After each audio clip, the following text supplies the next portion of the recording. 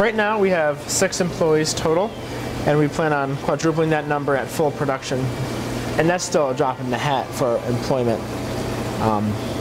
There's hundreds of people looking for jobs in our neighborhood who are underemployed and unemployed without the right skill set. As a demographic, we're dealing with, about 70% government assistance benefits, 3rd grade reading education on average, and 30% vacancy. We're up against all odds.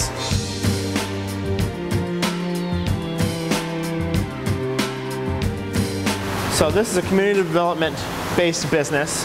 So you have to live in our target zip codes to work here. And what we're really doing is trying to improve work skills and trade relations as the green industry is building in the city.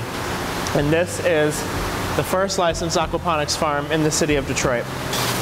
How it all works is that we have a sprinkler system, and this is nutrient-rich fish water that has been processed and filtered, and it pumps upstairs.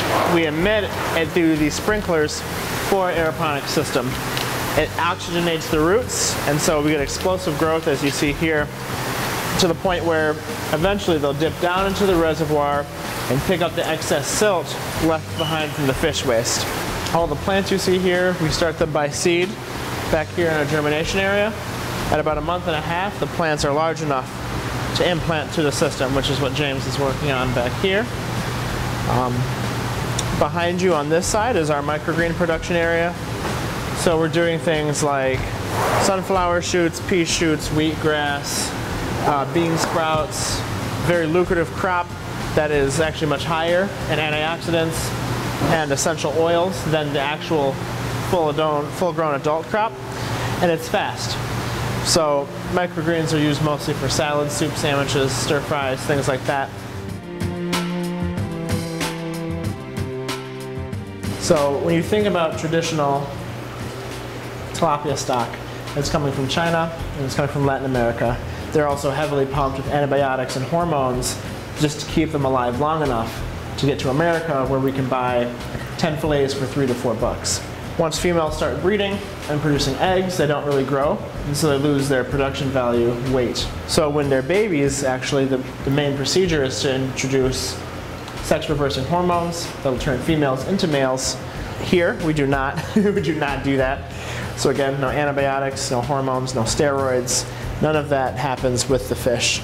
We use organic, non-GMO food for the fish, and that's all they receive.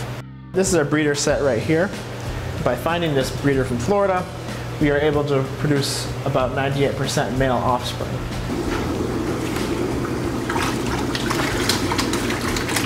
There's about 1,000 fish in this tank, another 1,600 in the tank behind you, another about 2,000 fish in that side of the system as young babies. This piping is bringing down the filtered fresh water that the plants clean, and it dumps it back into the fish tank. So all of our excess wastewater, as well as fish food, pours into this worm bed here. So just like your vermicompost garden out in your backyard, we are doing red wiggler production in this space. Now it looks kind of odd because it's in rocks, but as long as we provide moisture and nutrients, the worms will keep reproducing. Breakdown happens, it passes through the worm bed here and into our biofilter on the back side there. So this is basically a large surface area space for bacteria to grow and to help with the conversion of ammonia to nitrates. So the whole system is ran by the single pump. All of the water within the system recirculates. So our only losses are evaporation and transpiration from the plants.